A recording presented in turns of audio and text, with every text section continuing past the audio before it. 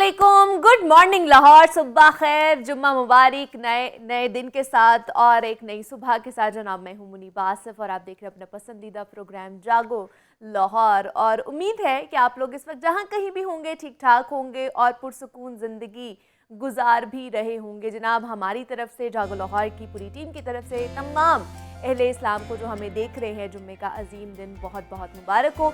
और दिन का आगाज़ कुरान पाक की चंद अहम मालूमात से ही आज करते हैं। बहुत से लोग उन बातों को ऑलरेडी पहले से जानते होते हैं, लेकिन शायद किसी को ना पता हो तो उनके लिए ये बातें फ़ायदेमंद साबित हो सकती हैं।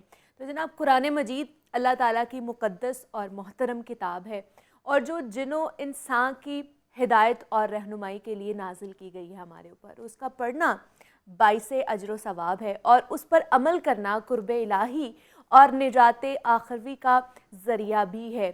और ये कुरान बाइसे अजर सवाब उसी वक्त होगा कि जब उसकी तिलावत आदाब तिलावत को मलहूज़ ख़ातिर रख कर की जाए।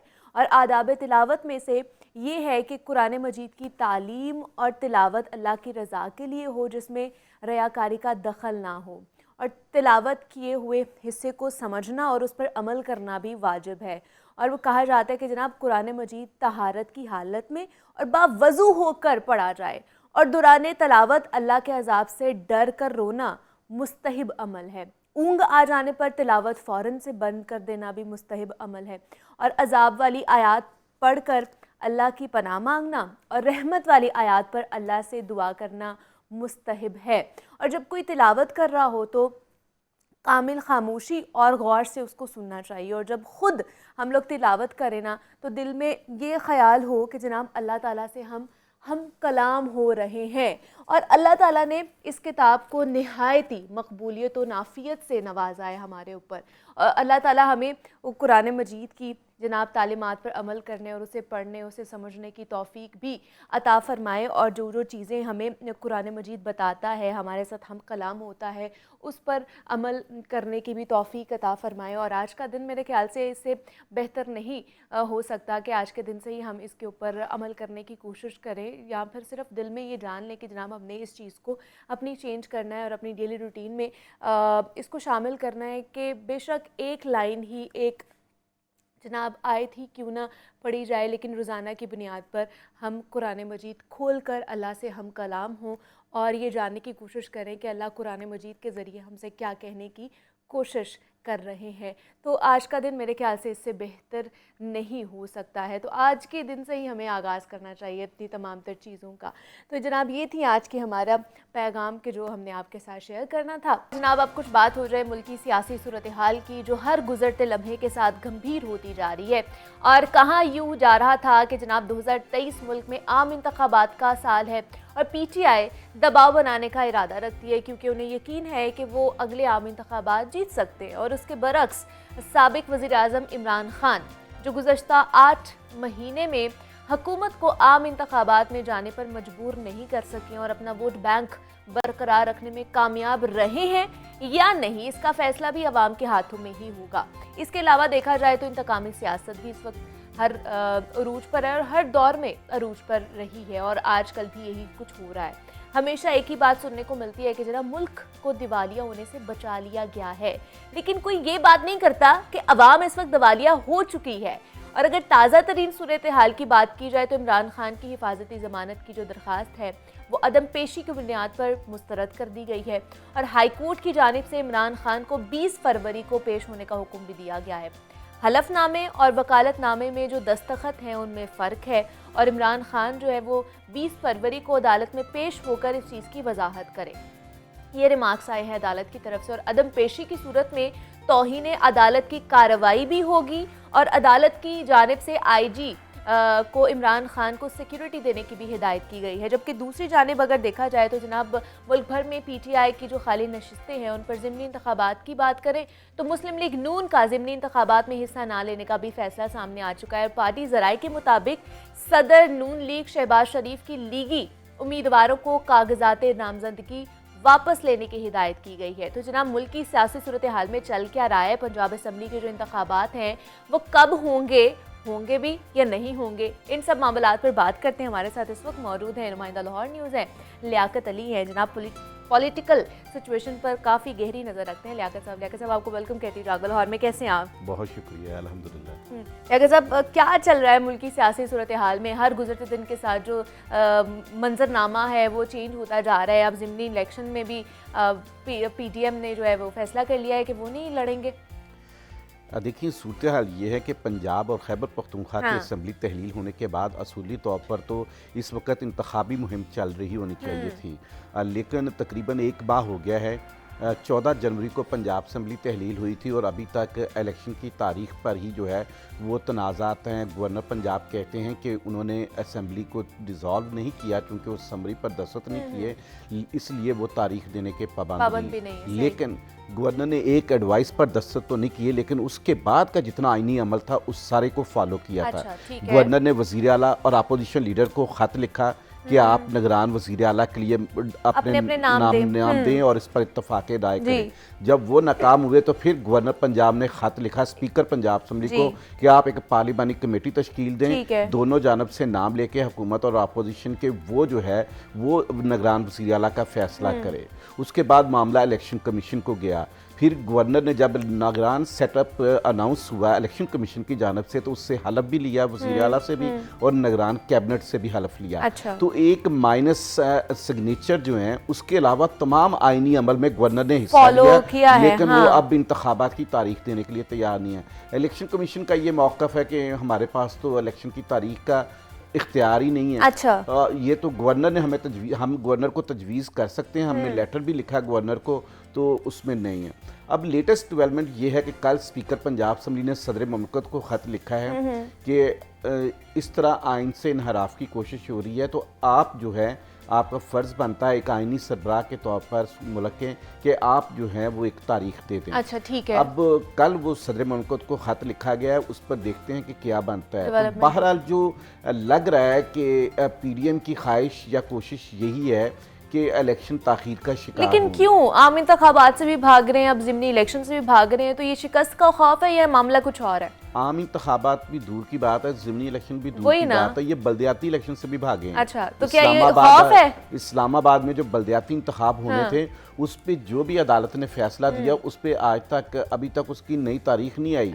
मतलब वो बल्दियात पता नहीं क्यों, मतलब एक सियासी कुव्वतें तो इलेक्शन में जाने से कभी भी नहीं घबराती अगर उन्होंने डिलीवर किया हो तो।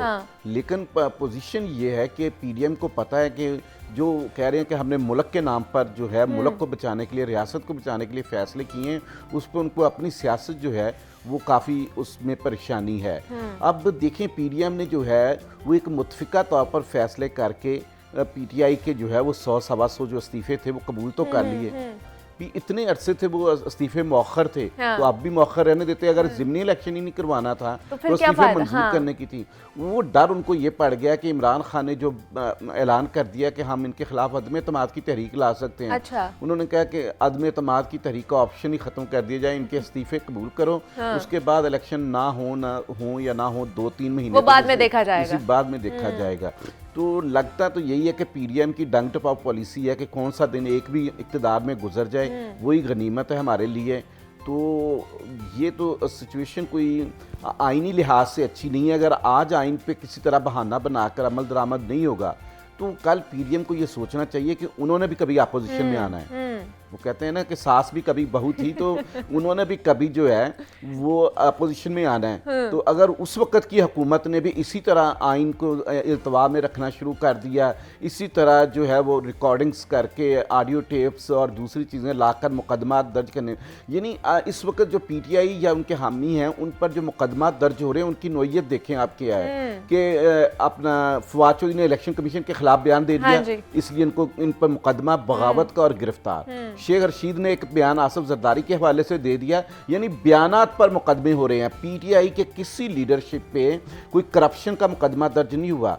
और ये सारे बयानात तो अंसारी साहब ऑलरेडी चलते आए, पहले भी मतलब नून लीग में भी बहुत से ऐसे लोग हैं जो इस तरह के बयानात देते थे, उनके खिलाफ तो कभी कार्रवाइयाँ नहीं हुई, हमने ना देखा है इस तरह की। लेकिन मुस्लिम लीग नून के बहुत से रहनुमा जिनमें ख्वाजा साद रफीक सरफरिस्त हैं, वो हमेशा कहते हैं कि हमें सबक सीखना चाहिए माजी से। अच्छा। लेकिन लगता नहीं है कि माजी से सबक सीखा है। जो कुछ आज कुछ ये कर रहे हैं कल को अगर इमरान खान इक़्तिदार में आता है वही कुछ इनके साथ होगा तो फिर मुल्क तो तमाशा बन जाएगा बिल्कुल ना। ऐसे ही है, तो हाँ। मुल्क में इस वक्त आइन की बालादस्ती जो है, अगर उसी को वायलेट करने के लिए जमहूरी कुव्वतें कोशिश करेंगी कि 90 दिन में इंतखाब नहीं होता तो ना हो, कोई फ़र्ज नहीं, क्या है उसमें कौन सा सज़ा तजवीज़ की गई है। मतलब हुकूमती पार्टी का ये मौक़िफ़ है कि दुरुस्त है कि 90 दिन की बात है, लेकिन अगर उसमें आइन की उस शिक पे अमल नहीं होता तो आइन कुछ नहीं कहता।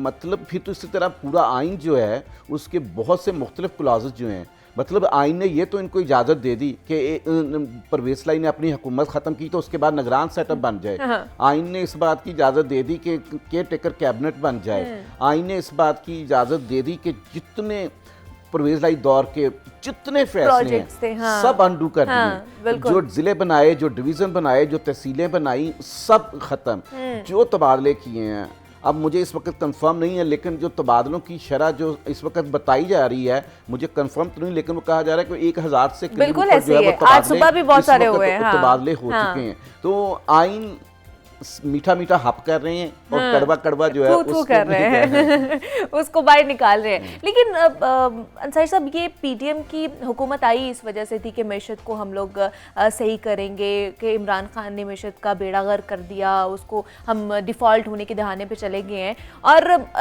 इसहाक डार साहब को मसीहा बना कर लेकर आए थे कि अवाम का मसीहा आएंगे, बाहर से लंदन से आएंगे और डॉलर भी नीचे जाएगा, रुपए की कदर बढ़ेगी, पेट्रोल की कीमतें नीचे जाएंगी। अवाम दिवालिया हो चुकी है इस वक्त। मुल्क को तो ये कह लेते हैं कि हमने दिवालिया होने से बचा दिया, लेकिन अवाम इस वक्त दिवालिया हो चुकी है। महंगाई की शरह देखें आप कहां तक चली गई है। पीडीएम जो साजिश कर रही है ना, हाँ। वो किसी और के खिलाफ नहीं कर रही, वो मरियम नवाज के खिलाफ कर रही है। अच्छा। उसकी लॉन्चिंग जो है दोबारा से जो हुई है, उसी को वो नाकाम बनाने पे तुले हुए हैं। हत्ता कि मरियम नवाज को यूथ के जो एक मीटिंग थी उसमें ये कहना पड़ गया कि ये मेरी हुकूमत नहीं है। हाँ। मेरी हुकूमत तो वो होगी जो नवाज शरीफ की होगी। हाँ। तो ये सरकारी प्रोटोकॉल और जब मिनिस्टर 85 रुकनी कैबिनेट, तमाम पक्ष और प्रिविलेजेस लिए जा रहे हैं, लेकिन हुकूमत हमारी नहीं है। ये भी एक अलग ये तो लगता है कि जो मरियम नवाज की लॉन्चिंग उस तरह कामयाब नहीं हो सकी, इसके पीछे पीडीएम की साजिश है, या शहबाज शरीफ चाहते हैं कि मरियम नवाज किसी तरह जो है वो ऊपर इतनी ऊंची परवाज ना करें कि मेरा ही वजूद जो है वो सियासी तौर पर नीचे जो छोटा नजर आना शुरू हो जाए। तो देखें ना, अब 350 रुपए का पेट्रोल हो जाए तो कलेजा मतलब हाथ में आता है कि ये क्या हो गया। पेट्रोल और जो डॉलर है वो आगे पीछे चल रहे हैं, दोनों में लगी हुई है, रेस लगी हुई है। बिल्कुल ऐसे ही है। अगर हम अपनी तनख्वाहों को डॉलर में काउंट करें तो इस वक्त लगता है हम $400 पे हैं, और दुनिया में लगता है कम से कम ये तनख्वाहें होती हैं। तो ये पूरे मुल्क में यही है ना, अगर डॉलर से किसी भी ब्यूरोक्रेट की किसी भी दूसरे की तनख्वाह या उसकी इनकम को उसका किया जाए कंपैरिजन, तो फिर सूरत हाल तो बड़ी बदतरीन है। लेकिन अजीब बात है, मैंने एक भी प्रेस कॉन्फ्रेंस पीडीएम की ऐसी नहीं देखी कि जो पब्लिक रिलीफ के ऊपर की गई हो। सारी प्रेस का, राना सनाउल्लाह ने कल परवेज़ के खिलाफ प्रेस कॉन्फ्रेंस कर दी, अताउल्लाह तारड़ ने इमरान खान के खिलाफ प्रेस कॉन्फ्रेंस कर दी। प्रेस कॉन्फ्रेंस की भरमार है, लेकिन अपने सियासी मुखालफिन के खिलाफ। इमरान खान जो है अब उनको गिरफ्तार करने का प्लान बन रहा है। बिल्कुल ऐसे ही है। तो जमान पार्क में जो है वो एक मेला सा लगा हुआ है। यकीन जाने, मैं तो कह रहा था कि सियासी मेला इमरान खान का, वहाँ पर खाने चल रहे हैं, नाश्ते सुबह चल रहे हैं, हाँ जी। उसमें जो है नाश्ते चल रहे हैं, दोपहर का लंच चल रहा है, इमरान खान जिंदाबाद के नारे चल रहे हैं। तो अब इमरान खान की मकबूलियत तो इनसे नहीं गिर रही, अपना इनका इमेज बिल्डिंग बेहतर नहीं हो रही। तो फिर नतीजा एक ही है कि इलेक्शन से तब होगी ना अंसारी साहब कि जब आप कुछ करेंगे, अवाम के रिलीफ के लिए कुछ करेंगे, तभी आपकी इमेज बेहतर होगी ना। नहीं, उसमें सिर्फ शहबाज शरीफ के गैर मुल्की दौरे ही नज़र आ रहे हैं इस परफॉर्मेंस में कि वो माशाल्लाह वो, और वज़ीर ख़ारजा का तो चलो मैंडेट होता है ना कि उसने तो जाना ही है बैरून मुल्क, उन्होंने तो जाना ही है। वजारत की ये तकाजा यही है। शहबाज शरीफ साहब के गैर मुल्की दौरे माशाल्लाह ठीक जा रहे हैं, उसमें पाकिस्तान परफॉर्म कर रहा है, लेकिन उसके नतीजे में ना कोई लोन आया, ना कोई चीज़ उस तरह की, ना कोई पब्लिक के रिलीफ के रिलेटेड चीज़ें नहीं। और ये बहुत अफसोसनाक चीज़ है कि अवाम का कोई फिक्र ही नहीं है।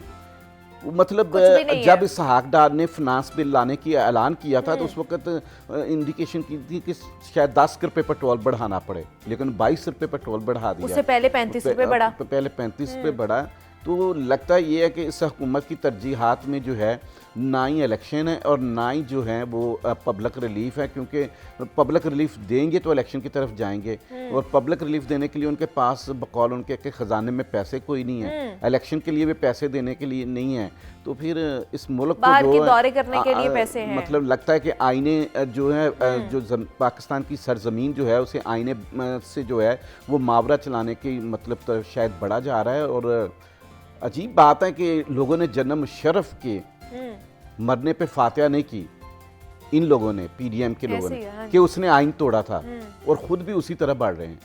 تو یہ تو مطلب سوچنا پڑے گا کہ الیکشن ہونے دیں، زیادہ سے زیادہ کیا ہوگا، ایک دفعہ پھر اپوزیشن میں آ جائیں گے۔ عمران خان جب حکومت میں تھا تو وہ بھی پاپولیٹی کے اسی گراف پر تھا، جب وہ اس کو بھی لگ رہا تھا کہ ان کو کینڈیڈیٹ نہیں ملیں گے۔ آپ کو یاد ہے جب عدم اعتماد کی تحریک آئی تھی تو پی ایم ایل این کے ٹکٹ پہ جو ہے لوگوں نے وفاداریاں بدلی تھی کہ ہمیں، اور جب اس نے مریم نواز نے یہ بیان بھی دیا تھا کہ کوئی سازش نہیں ہوئی، نہ کوئی پیسہ چلا ہے، یہ مسلم لیگ نون کا ٹکٹ چلا ہے، ایسے ہی ہے۔ تو وہ جو 20-22 لوٹے ہوئے تھے پی ٹی آئی کے، وہ مسلم لیگ نون کے ٹکٹ پہ، کیونکہ اس وقت عمران خان اپنی مقبولیت کے بہت نچلی سطح پر چلا گیا تھا اور لگ رہا تھا کہ کوئی پی ٹی آئی کا ٹکٹ ہی نہیں لے گا، اور یہ 20-22 لوگ تو جو ہے مسلم لیگ نون کے ٹکٹ کے لیے جو ہے وہ انہوں نے خواہش کی، کوشش کی، اور یقین دہانی ملنے پر وفاداری بدلی۔ تو یہ صورتحال ہے، یہ حکومتوں میں جو ہے وہ مقبولیت جو ہے وہ نیچے آ جاتی ہے، لیکن سیاسی بیانیاں اور اگر پبلک ریلیف اور ملکی آئین کے حوالے سے اگر سٹینڈز درست ہوں تو کل کو پھر موقع مل جاتا ہے۔ بالکل ایسے ہی آپ کو موقع ملتا ہے، لیکن اگر آپ اچھا کام کر کے جائیں گے تبھی آپ کو موقع ملے گا کہ آپ کو دوبارہ سے اقتدار میں لے کر آیا جائے۔ اچھا، کچھ دنوں سے عمران خان صاحب کی ضمانتوں کے حوالے سے بھی بڑی باتیں چل رہی ہیں، کل بھی لاہور ہائی کورٹ میں ان کی جو ضمانت ہے اس کو مسترد کر دیا گیا ہے، منسوخ کر دیا گیا ہے، اور یہ جو دستخط کا معاملہ چل رہا ہے، فرق دکھائی دے رہا ہے، یہ کیا معاملہ ہے انصائر صاحب؟ دیکھیں، پی ٹی آئی کی قیادت جو ہے اس کے خلاف تقریباً عمران خان کے خلاف جو خود بتاتے ہیں کہ 60 سے زائد مقدمات ہیں، کوئی اسلام آباد ہے، لاہور میں ہیں، تو وہ ایک میں ضمانت کراتے ہیں، دوسری کی تاریخ آ جاتی ہے، تو اس طرح کی صورتحال ہے۔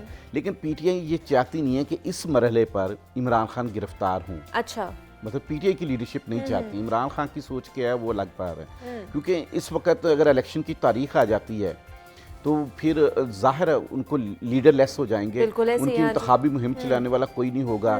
شاہ محمود قریشی، اسد عمر ٹھیک ہے وہ پارٹی کے لیڈر ہیں، لیکن ان کی وہ پذیرائی نہیں ہے جو عمران خان کی ہے۔ اس لیے پی ٹی آئی کی پوری کوشش ہے کہ عمران خان جو ہے وہ انتخابی مہم میں جائے اور اس وقت تک گرفتار نہ ہو۔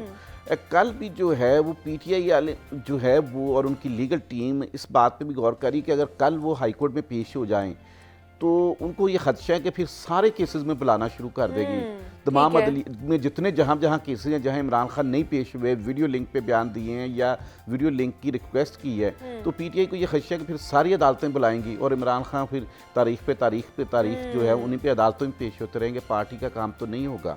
تو اس لیے کل سارا دن جو ہے مشاورت کے 2-3 راؤنڈز ہوئے لیگل ٹیم کے ساتھ بھی، اور سارا آخر میں جو ہے شام کو تقریباً 6 بجے کے قریب عمران نے فیصلہ کر لیا کہ وہ ہائی کورٹ پیش ہوں گے۔ صحیح، ٹھیک ہے۔ چونکہ پھر پولیس کی گاڑیاں بھی آ گئی، جیمر کی گاڑی بھی آ گئی، سیکیورٹی بھی آ گئی، پورا لائن اپ کر دیا گیا، راستہ کلیئر کروا لیا گیا تھا کہ عمران خان کی گاڑی نکلے گی لاہور ہائی کورٹ کے لیے۔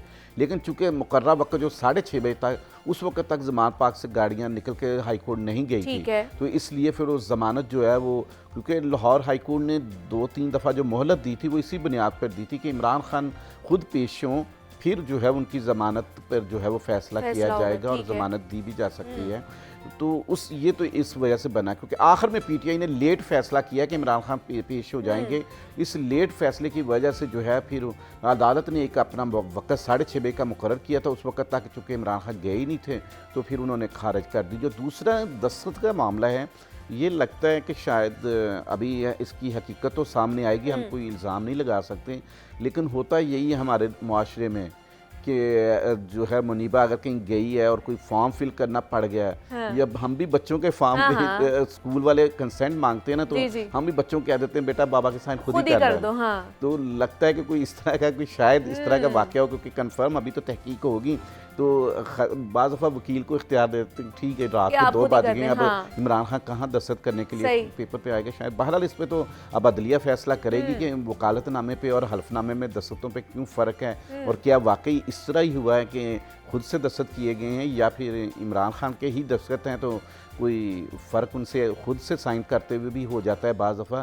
تو یہ تو صورتحال ہوگی. بہرحال جو ہے اب پی ٹی آئی کے لیے جو ہے ابھی جدوجہد کافی مشکل ہے، کیونکہ پی ڈی ایم بھی چاہتی ہے کہ کم از کم انتخاب میں جانے سے پہلے کہیں عمران خان نااہل ہو جائے تو پھر ہی ہمارا کوئی تھوڑا سا ہم تبھی تاریخ کا اعلان کریں گے. لوگوں کو پتا ہو کہ اب عمران خان نے تو اقتدار میں نہیں آنا، نااہل ہو گیا تو کوئی بھی مقابلے کی ہے. بہرحال یہ اس وقت جو کوئی لانگ ویژن کے تحت کوئی فیصلے نہیں ہو رہے، ڈے ٹو ڈے افیئرس کو دیکھتے ہوئے پی ڈی ایم ہو یا پی ٹی آئی وہ فیصلے کر رہے ہیں، یہ روزانہ کی بنیاد پہ چیزیں ڈیولپ ہو رہی ہیں اس کی بنیاد پہ ہیں. کیونکہ اب دیکھیں تو پیر کو عدالت نے بلایا ہے عمران خان دوبارہ، تو اب پی ٹی آئی نے پیر تک جو ہے وہ 3 دن کے لیے جو ہے وہ زمان پارک میں پھر کال دے دی ہے کہ سارے کارکن آ کے جہاں سے بھی لاہور، قصور، شیخ پورہ، قریبی اضلاع کے آ جائیں، کیونکہ 3 دن تو اب تو کسی وقت بھی ان کے پاس گرفتاری کا حکومت کے پاس جواز ہے، تو اس لیے کہ ان کی ضمانت تو ہوئی نہیں ہے، تو اس لیے انہوں نے اب اور لوگوں کو بلا لیا ہے. رات آپ نے دیکھا ہے پورا رات زمان پارک میں ایک تماشا لگا رہے ہیں. پولیس والے راستے بند کر رہے تھے، پی ٹی آئی والے کنال کو کھلوا رہے تھے، کیونکہ پولیس والے چاہتے تھے کہ زیادہ سے زیادہ لوگ زمان پارک نہ جائیں، تو وہ راستے بند کر رہے تھے. زمان پارک کی کئی دفعہ رات کو ٹریفک بند ہوئی. میاں اسلم اقبال، یاسمین راشد، مسرت جمشید چیمہ، دیگر لوگوں نے پھر اس کو کھلوایا بھی. بہرحال پی ٹی آئی کی لگ رہا تھا رات کے ایک فل چارج قسم کی پارٹی تھی اور کارکن ان کے فل چارج. لیکن پی ٹی آئی کا جو جتنے بھی کارکنان ہیں یا جتنے بھی لیڈر سینئر لیڈرشپ ہے، ان کا تو یہ کہنا ہے کہ جناب ہمارے خلاف انتقامی کارروائیاں ہو رہی ہیں اور مقدمات اتنے ہیں نہیں ہیں اور یہ انتقامی کارروائیاں کر رہے ہیں. وہی جو میں نے آپ سے بات کی تھی نا کہ کرپشن کا کیس ان کے خلاف کوئی ڈھونڈ نہیں سکے. وہی نا. اب عمران خان کے خلاف جو مقدمہ ہے وہ جو الیکشن کمیشن کے سامنے پی ٹی آئی نے پروٹیسٹ کیا تھا اس کی بنیاد پر ہے، اور پی ٹی آئی کا موقف ہے کہ عمران خان تو اس پروٹیسٹ میں گئے ہی نہیں تھے. دیگر لیڈرشپ کے خلاف مقدمات چلے ہوئے ہیں ان کی تقاریر کی بنیاد پر یا کوئی وائلیشن کی بنیاد پر. عمران خان تو اس پروٹیسٹ میں شریک ہی نہیں ہوئے تھے، تو ان کے گھر بیٹھے ان پر مقدمہ دے دیا. شیخ رشید نے دیکھیں، شیخ رشید اس سے بھی زیادہ سخت بیانات دیتے رہے ہیں. یاد ہے آپ کو جب کہتا تھا جلا دو، آگ لگا دو، سارا کچھ، وہ بیانات تو زیادہ انتشار پر مبنی تھے. یہ انہوں نے کہا کہ مجھے عمران خان نے بتایا ہے یہ تو اس بنیاد پہ اس پہ مقدمہ ہو گیا. کوئی کرپشن کا مقدمہ تو نہیں ہے نا، کوئی آئین توڑنے کا یا قانون توڑنے کا کوئی اس طرح کا نہیں ہے، لیکن یہ کہ سیاسی بیانات تھا. تو یہ جو سیاسی مقدمات ہوتے ہیں وہ یقینی طور پر جو ہے وہ انتقامی کے ہی کہلواتے ہیں. جیسے پہلے پرویلائی کے ڈرائیور اور گن مین پہ مقدمہ کیا گیا، پھر پرویلائی کی اب آڈیو ہے جو یہ معاملہ قدر مختلف ہے. ٹھیک ہے. اچھا ڈاکٹر صاحب آپ کی طرف واپس آؤں گی. ابھی ایک اہم خبر ہے جو اپنے دیکھنے والوں تک پہنچانی ہے کہ سابق سی سی پی لاہور غلام محمود ڈوگر کے تبادلے کا حکم معطل. سپریم کورٹ نے غلام محمود ڈوگر کو بطور سی سی پی لاہور بحال کر دیا ہے. جسٹس اعجاز احسن کی سربراہی میں 3 رکنی بینچ نے محفوظ فیصلہ سنا دیا ہے. اہم خبر ہے جو آپ تک پہنچا رہے ہیں کہ جناب سابق سی سی پی لاہور غلام محمود ڈوگر کے تبادلے کا حکم معطل کر دیا گیا ہے اور سپریم کورٹ نے غلام محمود ڈوگر کو بطور سی سی پی لاہور بحال کر دیا ہے. اور جسٹس اعجاز الاحسن کی سربراہی میں 3 رکنی بینچ نے یہ محفوظ فیصلہ سنا دیا گیا ہے اور بڑا فیصلہ سامنے آیا ہے کہ سپریم کورٹ نے غلام محمود ڈوگر کو بطور سی سی پی لاہور دوبارہ سے بحال کر دیا گیا ہے اور 3 رکنی بینچ نے یہ اپنا محفوظ فیصلہ سنایا ہے. اور جسٹس اعجاز الحسن کی سربراہی میں 3 رکنی بینچ نے یہ اپنا محفوظ فیصلہ سنا دیا ہے. اور جناب دوبارہ سے اپنے ٹاپک کی طرف چلتے ہیں. لیاقت انصاری صاحب ہمارے ساتھ موجود ہیں. تو انصاری صاحب بیانات تو آتے رہتے ہیں اور یہ انتقامی کارروائیاں چلیں گی، لیکن جو نگران سیٹ اپ ہے اس حوالے سے بھی کچھ بات کر لیتے ہیں کہ وہاں پر بھی تقرر تبادلے کیے جا رہے ہیں اور آئے روز افسران کے تبادلے کیے جاتے ہیں. تو یہ صرف تبادلے ہی ہوں گے؟ نہیں، نگران حکومت نے فیصلے بھی کیے ہیں بہت سارے. مطلب انہوں نے یہ کیبنٹ میں فیصلہ کیا ہے کہ جتنے ڈسٹرکٹ، ڈویژن اور تحصیلیں پرویلائی کے دور میں بنی ہیں سب کو معطل کر دیا ہے. نئے الیکشن تک وہ معطل رہیں گی. اور اس کے بعد پھر تبادلے تو خوب کیے ہیں. پھر جو تقرریاں سیاسی بنیادوں پر پرویلائی کے دور میں ہوئی تھی وہ ساری وہ بھی ڈی نوٹیفائی کر دی گئی ہیں. جو رہ گئی ہیں ان کو ڈی نوٹیفائی کرنے کا پروسیس جاری ہے. اصل میں بات وہی ہے کہ कोई ज़हनी तौर पर फैसला नहीं किया इन्होंने कि इलेक्शन कराने या नहीं कराने। अच्छा। अब हमारी निगरान वज़ीर आला सैयद मुसर्र रज़ा नकवी से मुलाकात हुई सहाफ़ियों की, तो ठीक उसमें है। हमने बार बार सवाल किए कि इलेक्शन का क्या आपका इरादा है। उन्होंने कहा जब इलेक्शन कमीशन कहेगा करा देंगे। इलेक्शन कमीशन कहता है जब गवर्नर तारीख देगा तो अनाउंस कर दूंगा। गवर्नर कहता है मेरे पास इख्तियार नहीं है। तो इस वक्त जो है ना फुटबॉल बन गया हुआ है, एक दूसरे के एक तरफ कोर्ट वो में डाला गवर्नर जा को रहा है। पास कर रहे ठीक हैं, है। वो इलेक्शन कमीशन को कर रहे हैं, और वो जो है वो निगरान ठीक है सेटअप जी, को बहुत कर रहे हैं। शुक्रिया लियाकत अंसारी साहब हमारे साथ मौजूद है। लियाकत साहब बहुत शुक्रिया आपके वक्त का कि आप यहाँ पर आए, और ये सारी सूरत हाल थी जनाब सियासत के हवाले से कि क्या चल रहा है। यहाँ पर छोटी सी ब्रेक लेते हैं, मिलते हैं इस ब्रेक के बाद। नसीब चमके है फर्शियों के अर्श के चाँद आ रहे हैं, महक से जिनकी है जहाँ रोशन, महक से जिनकी है जहाँ रोशन, वो चाँद तशरीफ ला रहे हैं। नसीब चमके हैं फर्शियों के, नसीब चमके हैं फर्शियों के अर्श के चाँद आ रहे हैं। निसार तेरी चहल पहल पर हजारों ईदें रबीउल अव्वल, निसार तेरी चहल पहल पर हजारों ईदें रबीउल अव्वल, सिवाय इब्लीस के जहाँ में, सिवाय इब्लीस के जहाँ में, सभी तो खुशियाँ मना रहे हैं। सिवाय इब्लीस के जहाँ में, सिवाय इब्लीस के जहाँ में, सभी तो खुशियाँ मना रहे हैं। नसीब चमके है फर्शियों के अर्श के चाँद आ रहे हैं। माशाल्लाह माशाल्लाह, सुभान अल्लाह। सना खान मुस्तफ़ा हारिस कादरी ने बहुत ही जनाब खूबसूरत अंदाज में नबी अकरम सल्लल्लाहु अलैहि वसल्लम की मदासराई की है। और जनाब सेगमेंट है हमारा सीरत नबी, जिसमें नबी अकरम सल्लल्लाहु अलैहि वसल्लम की तालीमात की रोशनी में मुख्तलिफ समाजी और मुआशरती मसाइल का हल ढूंढने की कोशिश करते हैं। और हस्बे मामूल मारूफ सीरत स्कॉलर डॉक्टर पीर तारिक शरीफ ज़ादा साहब हमारी रहनुमाई फरमाते हैं। और जनाब रजबुल मुरज्जब का बाबरकत महीना जारी व सारी है, और अल्लाह रब्बुल इज़्ज़त ने साल के 12 महीनों में मुख्तलिफ दिनों और रातों की ख़ास अहमियत और फजीलत भी बयान की है। और कुरान हकीम में इरशाद बारी ताला है, बेशक महीनों की गिनती में अल्लाह के नज़दीक 12 महीने हैं और उनमें से 4 हुर्मत वाले हैं। और अरब के लोग ज़माना जाहलियत में भी उनमें कताल यानी जंग हराम जानते थे। और रजब वो महीना है जिसमें मिराज का जलीलुल कदर वाक़या पेश है। परसों यानी कि 27 रजब को शब मिराज मजहबी अकीदत व एहतराम के साथ मनाई जाएगी। और मिराज कमाले मौजिज़ात मुस्तफ़ा सल्लल्लाहु अलैहि वसल्लम है, और ये वो अजीम वाक़या है जिसने तस्ख़ीर कायनात के मुकफ़्फ़िल दरवाज़ों को खोलने की इब्तिदा की, और इंसान ने आगे चलकर तहकीक व जुस्तजू के बंद कवाड़ों पर दस्तक दी।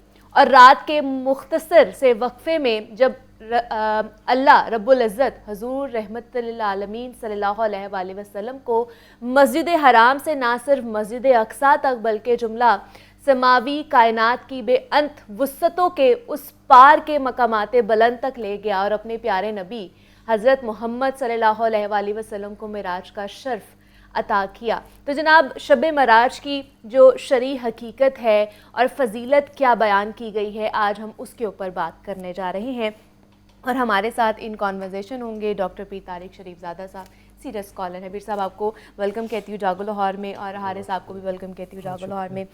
پیر صاحب شب معراج کا واقعہ ہے، مطلب پرسوں ہے، لیکن آج ہم اس کی فضیلت جاننے کی کوشش کریں گے کہ کیا فضیلت ہے اور کیا تعلیمات ملتی ہیں ہمیں اس سے، اور کتنی بڑی خوشخبری ملتی ہے اس کے اندر ہمیں۔ بسم رب محمد کریم علیہ الصلاۃ والتسلیم۔ سب سے پہلے تو یادآوری کا شکریہ۔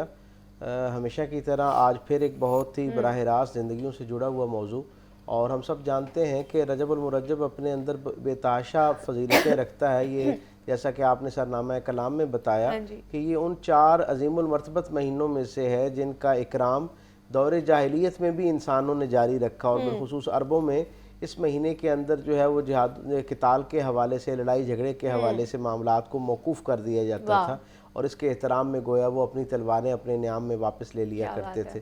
سو اس وقت بھی جب خالصتاً اللہ رب العزت کی توحید اور اس کا شعور جو ہے وہ گدلا ہو چکا تھا، لیکن رجب ایک ایسا فضیلت مآب، عزت مآب مہینہ کہ جس کی تعظیم کا تصور اس معاشرے کے اندر بھی موجود تھا، اور پھر اس کی فضیلتوں میں بہت ساری اور چیزیں موجود ہیں، لیکن ظاہر ہم جانتے ہیں کہ جو 2 انتہائی اہم فضیلتیں اس مہینے کے ساتھ ان کی نسبتیں ہیں۔ ایک تو جناب علی کرم اللہ وجہ کریم کی پیدائش ہے، اور ایک بہت نمایاں ترین جو اس مہینے کی فضیلت ہے وہ رسالت مآب صلی اللہ علیہ وسلم کی نسبت سے شب معراج کا واقعہ ہے، اور یہ وہ واقعہ ہے جس کا بیان سب سے پہلے قرآن حکیم میں اللہ رب العزت نے خود فرمایا، اور جن لوگوں نے رسول اللہ صلی اللہ علیہ وسلم کی زندگی پر کام کیا، یعنی سیرت نگار، محدثین، مورخین، وہ سب اس بات پر متفق ہیں کہ رسول رحمت صلی اللہ علیہ وسلم کی پاکیزہ زندگی کا ویسے تو ہر لمحہ ہی معجزہ ہے، اور آپ صلی اللہ علیہ وسلم کی شان ہے، آپ سے پہلے کے سارے انبیاء کو 1، 2 یا 3 جو ہے وہ مختلف ادوار میں مختلف ضرورتوں کے تحت معجزات عطا کیے گئے۔ ہر نبی کے زمانے کے اندر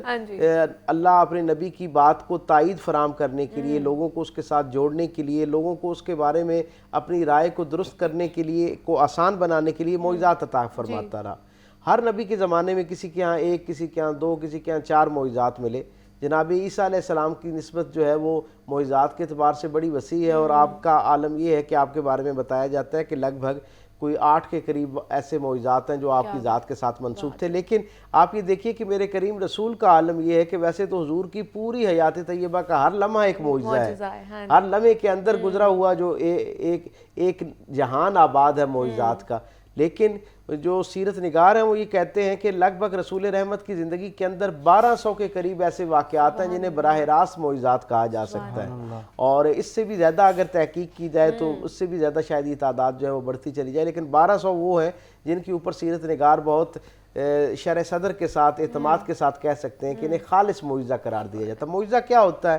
معجزہ بنیادی طور پہ ایک ایسا عمل جو انسانی عقل کو دنگ کر دے اور عاجز کر دے، جسے انسانی عقل کنسیو نہ کر سکے، سوچ نہ سکے، اسے معجزہ کہتے ہیں۔ اور رسول اللہ صلی اللہ علیہ وسلم کی زندگی کا سب سے بڑا جامع معجزہ تو یقیناً قرآن حکیم ہے۔ اللہ رب العزت نے خود اسے بڑے مان اور فخر کے ساتھ برہان قرار دیا ہے، دلیل قرار دیا، اور خود رسول رحمت صلی اللہ علیہ وسلم کی زندگی میں بھی قرآن حکیم کا بطور معجزہ جو ہے ایک بہت نمایاں اور کلیدی اساسی ایک حوالہ ہے۔ قرآن حکیم کے بعد حضور کی زندگی کا سب سے بڑا معجزہ جو ہے وہ واقعہ کربلا ہے، اور امت اس بات پر متفق ہے۔ اور آپ خود تصور کیجئے نا کہ اسے کیوں عظیم الشان معجزہ کیوں نہ قرار دیا جائے؟ یہ وہ معجزہ ہے جسے اللہ رب العزت نے قرآن حکیم کے اندر بیان فرمایا، اور پھر کس درجے پہ بیان فرمایا؟ ہم دیکھتے ہیں کہ سورہ بنی اسرائیل کی جو پہلی آیت جو براہ راست اس واقعے کی جو تینوں حیثیتیں ان میں سے پہلی حیثیت کو بیان کرتی، بنیادی طور پہ یہ جو واقعہ معراج ہے اسے اس تفہیم کے لیے، سمجھنے کے لیے 3 حصوں میں تقسیم کیا جا سکتا ہے۔ یعنی پہلا حصہ جو ہے وہ واقعہ اسرا ہے، دوسرا معراج ہے، اور تیسرا پھر واقعہ معراج جو پہلا حصہ ہے اس سے مراد کیا ہے؟ مسجد حرام سے یعنی خانہ کعبہ سے مسجد اقصی تک حضور کا تشریف لے جانا۔ یقیناً اس کے اندر بے تحاشا پھر آگے ذیلی معجزات موجود ہیں۔ حضور کی زندگی کے ساتھ جو ہے نا تعظیم بہت ساری وابستہ ہے، حضور کی عزت افزائی کے سامان اس کے اندر نظر آتے ہیں۔ پھر مسجد اقصی میں جہاں اللہ رب العزت کے محبوب صلی اللہ علیہ وسلم نے انبیاء و مرسلین کی امامت فرمائی، انہیں ان کی امامت حضور سے کروا کے گویا اللہ نے رہتی دنیا کے سارے انسانوں کو یہ پیغام دیا کہ میرے سارے پیغمبر جو ہیں وہ عظیم الشان ہیں، عظیم المرتبت ہیں، لیکن ان سب کی امامت کے لیے، ان سب کی لیڈرشپ کے لیے ہم نے رسول اللہ صلی اللہ علیہ وسلم کو منتخب فرما لیا، اور حضور کی اقتداء میں ان سب کی نماز پڑھنا جو ہے وہ رہتی دنیا کے سارے انسانوں کے لیے پیغام۔ اور دوسرا حصہ جو ہے وہ مسجد اقصیٰ سے لے کر اور جو سدرۃ المنتہا تک حضور کا جو سفر ہے، جس کے اندر ساتوں آسمانوں کی سیر ہے، جنت دوزخ کا ملاحظہ کرنا ہے، یہ سارے کا سارا عمل اس کے اندر شامل ہے، یہ دوسرا حصہ کہلاتا ہے اور اس کو معراج کہتے ہیں۔ اور تیسرا حصہ جو ہے وہ سدرۃ المنتہا سے لے کر وہ ان لامتناہی اعلیٰ عرفہ عظمتوں کی حدوں تک جانا ہے جنہیں اللہ قاب قوسین او ادنیٰ سے جو ہے وہ تعبیر فرماتا ہے، وہ جو اللہ کی خلوت خاص میں حضور کا معاملہ ہے اس کی نسبت اور تعلق سے ہے۔ تو یہ تین بنیادی حوالے جو ہیں، ان میں سے ہر حوالہ اپنے اندر نہ جانے کتنے دبستان رکھتا ہے، اور ہم یہ جانتے ہیں کہ یہ ایک ایسا عظیم الشان معجزہ ہے جس نے انسانوں پر اس جو بعد میں آنے والی کائنات کے بہت سارے علوم ہیں ان کے دروازے کھولے۔ ہر معجزہ جو ہے وہ اپنے زمانے کے لوگوں کے لیے عقل کو گم کر دینے والا ہوتا ہے، اس زمانے کے لوگ اسے اس طرح سمجھ نہیں پاتے، لیکن بعد کے زمانوں میں پھر اس کی تفہیم ہونا شروع ہوتی ہے، بعد کے زمانے اس تک کسی نہ کسی درجے پہ رسائی پاتے ہیں۔ داؤد علیہ السلام کے زمانے میں جب اللہ نے انسانوں کو صلاحیت دی اور انسانوں نے لوہے کو گرم کرنے کی صلاحیت، اسے موڑنے کی صلاحیت سیکھی، گویا اسے خاص انداز میں آگ کو گرم کرنا اور پھر اس میں اس کو رکھنا اور پھر گرم کر کے موڑنے کی صلاحیت سیکھی، تو وہ ان کا بڑا کمال تھا، انہیں اپنے اس علم پر بڑا مان تھا۔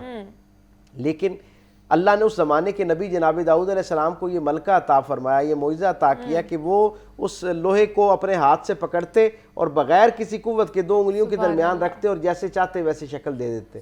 وہ اس وقت کے انسانوں کی عقل میں یہ بات نہیں تھی، لیکن رفتہ رفتہ پھر انسان پر اس علم کو اللہ تعالیٰ نے آشکار کیا۔ حضور کی جو دونوں معجزات ہیں، قرآن حکیم کیونکہ آپ کو عربوں میں اتارا گیا جو اپنے زبان اور کلام پر بڑا ناز کرتے تھے اور باقی ساری دنیا کو اجمی سمجھتے تھے، یعنی گویا گونگا سمجھتے تھے، جنہیں اپنے کلام پر بڑا فخر تھا اور اپنے آپ کو بے مثل سمجھتے تھے، اللہ نے اس معاشرے میں جہاں امراء القیس اور لبیبی جیسے بے مثال اور بے مثل شاعر موجود تھے، اللہ نے وہاں قرآن کا معجزہ عطا کیا تاکہ اس زمانے کے لوگوں کے لیے ان کی زبان کو جو ہے وہ ہمیشہ کے لیے ایک گنگ کر دیا جائے۔ اور یہ جو دوسرا معجزہ ہے معراج، یہ میں سمجھتا ہوں کیونکہ حضور کی نبوت کا زمانہ قیامت تک کا سارا زمانہ حضور کا زمانہ ہے، اس لیے بعد کے زمانوں کے انسانوں کی حیرت کے لیے اللہ رب العزت نے معراج کا واقعہ رکھا ہے تاکہ انسانوں کو یہ علم ہو سکے کہ زمین کے اوپر تو لوگ اپنے خیر اور شرف کے ساتھ موجود رہتے ہیں، یہاں تو ہم لوگوں کو فضیلتیں عطا کرتے ہی کرتے ہیں، لیکن ہم نے اس رسول کو ایسی لافانی عزتیں عطا کی ہیں جن کے چرچے زمین سے اٹھ کر آسمان اور آسمان سے سدرۃ المنتہا تک جو ہے وہ کیے جا رہے ہیں، جن کے لیے عرش اور فرش کی راہیں جو ہیں انہیں روشن تر کیا جا رہا ہے۔ اور سرکار دو عالم صلی اللہ علیہ وسلم نے اس معراج کے راستے میں اس پورے سفر کے دوران بے تحاشا ایسے خیر کے اور سبق کے پہلو اس کے اندر موجود ہیں ہمارے لیے۔ مثلا میں وقت کم ہے اس لیے صرف 2-3 گوشوں کی طرف اشارہ کرتا ہوا آگے بڑھوں گا۔ مثلا آپ یہ دیکھیے کہ جب سرکار دو عالم صلی اللہ علیہ وسلم غار مسجد اقصیٰ سے عرش معلیٰ پر جاتے ہیں تو ہر عرش کے اوپر آپ کا استقبال کیا جاتا ہے۔ پہلے عرش پر جناب آدم علیہ السلام آپ کا استقبال کرتے ہیں، دوسرے پہ جناب عیسیٰ علیہ السلام، اور پھر اسی طرح حضرت یوسف علیہ السلام اور جناب موسیٰ و ہارون علیہ السلام جو ہے نا وہ ان کا استقبال کرتے ہیں۔ لیکن ہم یہ دیکھتے ہیں کہ ایک عرش پر جب آپ پہنچتے ہیں تو آگے ایک بزرگ ہیں، ہر عرش پر جب حضور پہنچتے ہیں تو انبیاء و مرسلین فرشتوں کی جماعت کے ساتھ آگے بڑھتے ہیں اور آپ کا استقبال کرتے ہیں۔ لیکن جب آپ ایک خاص مقام پر پہنچتے ہیں تو آپ کو بتایا جاتا ہے، آپ دیکھتے ہیں کہ ایک درخت ہے، نورانی درخت ہے، اور اس کے ساتھ ٹیک لگائے ایک بزرگ ہستی کھڑی ہے اور ان کے گرد لوگ جو ہیں اس درخت کے گرد گویا طواف کر رہے ہیں۔ حضور پوچھتے ہیں یہ کون ہے؟ تو آپ کو بتایا جاتا ہے کہ یہ آپ کے جد امجد ہیں جناب ابراہیم علیہ السلام۔ تو حضور کی شان اور مرتبہ دیکھیں کہ حضور کو معراج عطا کی جا رہی ہے اور سارے انبیاء گویا آپ کے لیے دیدہ و دل فرش راہ کیے بیٹھے ہیں، لیکن اور سارے حضور کا آگے بڑھ کر استقبال کر رہے ہیں، لیکن جیسے ہی حضور کو پتہ چلتا ہے کہ حضور کے یہ دادا جان ہیں، حضور کے بزرگ ہیں، تو رسول اللہ صلی اللہ علیہ وسلم کیا کرتے ہیں؟ حضور ان کو اپنی طرف نہیں بڑھنے دیتے بلکہ خود ان کی طرف جاتے ہیں اور جا کے ان سے ملتے ہیں، گویا یہ پیغام دیتے ہیں میرے اور میرے بعد والے زمانے کے لیے، گویا ہر زمانے کے لیے یہ پیغام ہے کہ کوئی شخص اپنے مقام اور منصب میں کتنا ہی صاحب عزت کیوں نہ ہو جائے، اس کے بڑوں کی طرف اس کا بڑھنا اور اکرام کرنا جو ہے اس کی عزت میں کمی کا باعث نہیں بنتا۔ بیٹا اگر عظیم الشان خاتم النبیین رسول بھی بن جائے تو اس کے لیے بزرگ کا احترام اور مقام اسی طرح، اور میرے کریم آقا نے اس نورانی عالم میں بھی اس پروٹوکول کا خیال رکھا، اس تعظیم کا خیال رکھا، اور گویا ہمارے لیے عملی طور پہ پیغام بھیجا۔ پھر مجھے اس واقعے کے اندر ویسے تو بہت سارے واقعات کی تفصیل ہے، لیکن ایک اور واقعہ جو میں سمجھتا ہوں جو ہم سب کے لیے اس کے اندر بڑی ہدایت اور رہنمائی موجود ہے، وہ یہ ہے کہ سرکار جب عرش معلیٰ پر پہنچے اللہ کی بارگاہ میں اور براہ راست خلوت خاص میں پہنچے اور راز و نیاز کا معاملہ شروع ہوا، تو رسول اللہ صلی اللہ علیہ وسلم سے اللہ نے پوچھا ہے میرے محبوب آج ہم نے آپ کو اپنا مہمان کیا۔ مہمان جب کسی کے ہاں جاتا ہے تو ایک دنیا میں روایت ہے، ایک طریقہ ہے کہ وہ کوئی نہ کوئی تحفہ لے کر جاتا ہے، تو آپ ہماری طرف جب آئے تو آپ ہمارے لیے کیا تحفہ لے کر آئے؟ کیا ذوق کی بات ہے! میرے کریم رسول جیسا بے مثل خدا سوال کرنے والا ہے ویسا ہی میرے رسول بے مثل جواب عطا کرنے والے ہیں۔ حضور فرماتے ہیں پروردگار عالم میں آج تیری پاک بارگاہ میں تیری ساری مخلوقات کی طرف سے ایک ایسی چیز تحفے کے طور پر لایا ہوں جو تیری خلق میں تو شامل ہے، تو نے اس کو پیدا تو کیا ہے، تیری ملکیت میں شامل ہے، تیری وراثت میں شامل ہے، لیکن تیرے استعمال میں نہیں ہے۔ تو اللہ رب العزت پوچھتے ہیں اے میرے محبوب وہ کیا چیز ہے؟ تو حضور فرماتے ہیں مالک میں تیری ساری مخلوق کی طرف سے تیری پاک بارگاہ میں عاجزی پیش کرنے کے لیے آیا ہوں، عاجزی کو بطور تحفہ لے کر آیا ہوں۔ اور مفسرین نے لکھا کہ سرکار دو عالم صلی اللہ علیہ وسلم نے جب اللہ کی بارگاہ میں ساری مخلوقات کی طرف سے عاجزی کا تحفہ پیش کیا تو اللہ نے لوح اور قلم دونوں کو سرکار دو عالم صلی اللہ علیہ وسلم کے سامنے کر دیا۔ اب آپ جانتے ہیں کہ لوح ایک ایسی تختی ہے جس کے اوپر جو کچھ ہونے والا ہے وہ لکھ دیا گیا ہے، گویا جو ہو چکا ایک محفوظ معاملہ جو ہے وہ موجود، اور قلم جو ہے وہ اس کے اندر ترمیم کا امکان کرتی ہے، گویا ایک ماضی کا استعارہ ہے اور ایک مستقبل کا استعارہ ہے۔ یعنی میں یہ سمجھا اس واقعہ معراج کے اس پہلو سے کہ اگر کوئی شخص اللہ کی بارگاہ میں اپنی عاجزی کے ساتھ کامل ہو کے پیش ہو جائے نا، اپنی کامل عاجزی کے ساتھ اپنے آپ کو اللہ کے سپرد کر دے تو اللہ ماضی بھی اس کے حوالے کر دیا کرتا ہے اور مستقبل بھی اس کے حوالے کر دیا جاتا ہے۔ سو ہم تک ایک پیغام پہنچتا ہے کہ جو شخص بھی رسول اللہ صلی اللہ علیہ وسلم کے واقعہ معراج سے سبق لینا چاہے اس کے لیے ایک بڑا سبق یہ ہے کہ اللہ کی اس قربت خاص میں بھی جو سب سے پسندیدہ چیز اللہ کے ہاں پہنچائی جاتی ہے وہ عاجزی پہنچائی جاتی ہے۔ پھر ایک واقعہ معراج کی نسبت سے ویسے تو اس کے بہت سارے پہلو ہیں، ان پہ بات ہو سکتی ہے، لیکن بہت اختصار کے ساتھ جناب رسالت امام صلی اللہ علیہ وسلم معراج سے واپس آ گئے اور ایک دن حضرت عائشہ صدیقہ رضی اللہ تعالیٰ عنہ سے کسی بات پہ خوش ہوئی اور کہا کہ عائشہ جو مانگنا چاہتی ہو مانگو۔ آپ نے دیکھا سرکار کا دریائے رحمت جوش میں ہے، اچانک خیال آیا کہ بہت ایک لازوال بے مثل لمحہ ہے، میں حضور سے کیا چیز طلب کروں؟ حضور سے اجازت طلب کی، یا رسول اللہ آپ نے مجھے ایک عظیم الشان مرتبہ عطا کیا کہ میں آپ سے کوئی چیز طلب کروں، تو اگر آپ اجازت دیں تو میں اپنے والد گرامی سے نا اس پہ مشورہ کر لوں کہ آپ سے کیا مانگنا۔ اپنے والد حضرت ابوبکر صدیق کے پاس آئے، حضرت ابوبکر صدیق سے پوچھا حضور نے یہ کہا ہے، آپ نے کہا پھر اگر حضور سے کچھ طلب ہی کرنا ہے تو حضور سے کہیے، جا کے عرض کیجئے کہ اے پروردگار عالم کے محبوب رسول، خلوت خاص میں جب معراج پر آپ تھے تو اللہ اور آپ کے درمیان کچھ راز و نیاز ہوا تھا، اس میں سے کوئی راز کی بات ہمیں عطا کر دیجیے تاکہ امت کے لیے اس کے اندر ایک خیر موجود ہو۔ آپ واپس آئیں، سوال عرض کیا تو میرے رسول صلی اللہ علیہ وسلم نے کیا کمال جواب عطا فرمایا، کہا میرے رب نے جو مجھ سے بہت راز کی باتیں کی، کچھ راز و نیاز اور وعدے کی، ان میں سے ایک وعدہ اور بشارت یہ تھی، میرے رسول نے کہا اے میرے حبیب، میرے رب نے کہا کہ اے میرے حبیب آپ کی امت کی نسبت سے بشارت یہ ہے کہ اگر کوئی شخص آپ کی امت میں ٹوٹے ہوئے دل کو جوڑ دے گا، کسی کے ٹوٹے ہوئے دل کو جوڑ دے گا تو میں اللہ اپنے ذمہ کرم پر اسے واجب کرتا ہوں کہ بغیر حساب کتاب کے اسے جنت میں داخل کروں۔ حضرت عائشہ صدیقہ نے جیسے یہ سنا آپ کی طبیعت کے اندر سرشاری پیدا ہو گئی، خوشی سے اپنے والد کے پاس آئیں اور انہوں نے آ کے کہا کہ حضور نے بڑی آسانی فرما دی، کہا کہ جو ٹوٹے ہوئے دل کو جوڑے گا اس کے لیے اللہ رب العزت کی طرف سے جنت کی بے حساب بشارت ہے۔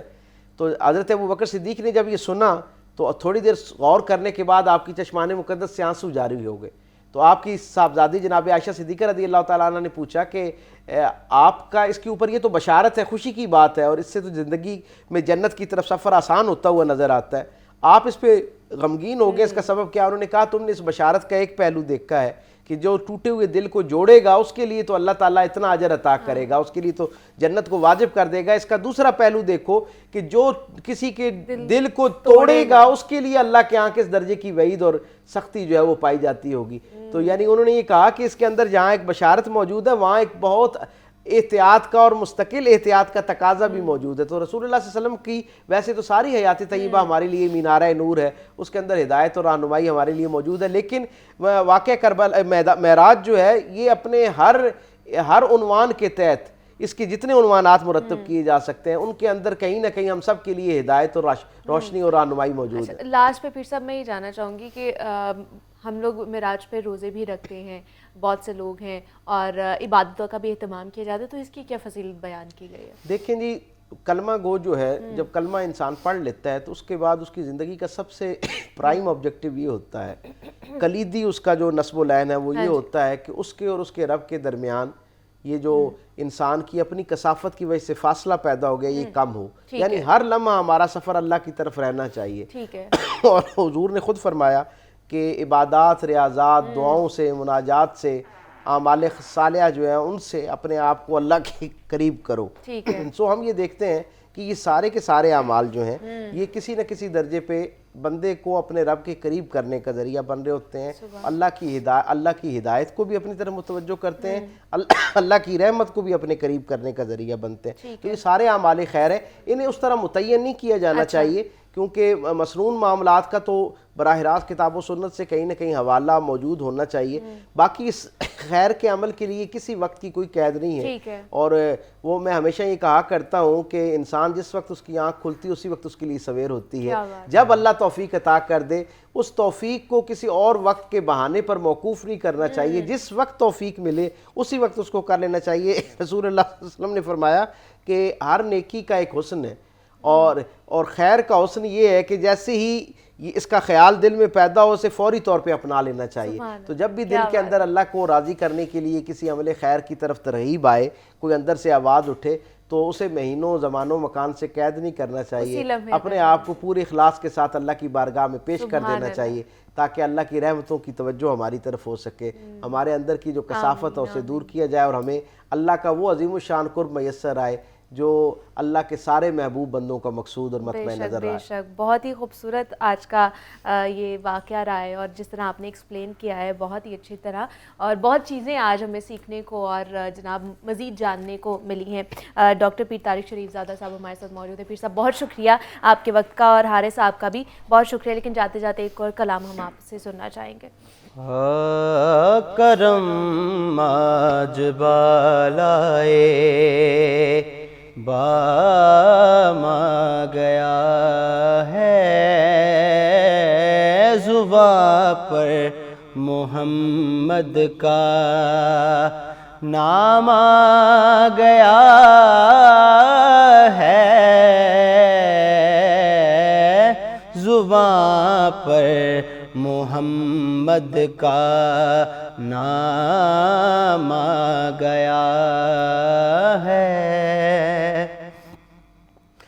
मुझे मिल गई दोनों आलम की शाही, मुझे मिल गई दोनों आलम की शाही, मेरा उनके मंगतों में नाम आ गया है, मेरा उनके मंगतों में नाम आ गया है, मेरा उनके मंगतों में नाम आ गया है। मज़ा तब है सरकार महाशर में कह दे, मज़ा तब है सरकार महशर में कह दे, वो देखो हमारा गुलाम आ गया है, वो देखो हमारा गुलाम आ गया وہ دیکھو ہمارا غلام آ گیا ہے.